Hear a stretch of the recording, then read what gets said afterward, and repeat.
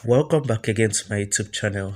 If this is the first time you visit my channel, click on the like, comment on the video, subscribe, and you can also share my videos to your friends. It's free.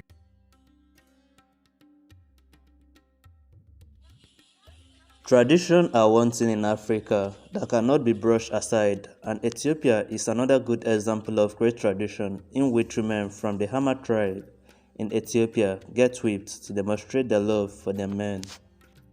The women of this tribe engage in a tribal ceremony during which they are flogged and show the sacrifices they can make for their men. The tradition is known as Ukuli Bula and is done as part of a rite of passage ceremony for boys. To reach manhood, Hammer boys must undergo two rituals, circumcision and a leap over the bulls. This determines whether the young Hammer male is ready to make the social jump from youth to adulthood. During the ceremony, the female family member declared their love for the young men and to prove the sacrifice they are willing to endure. They beg men to whip them. After the ceremony held in the Omo River Valley, the boy becomes a man and is now allowed to marry.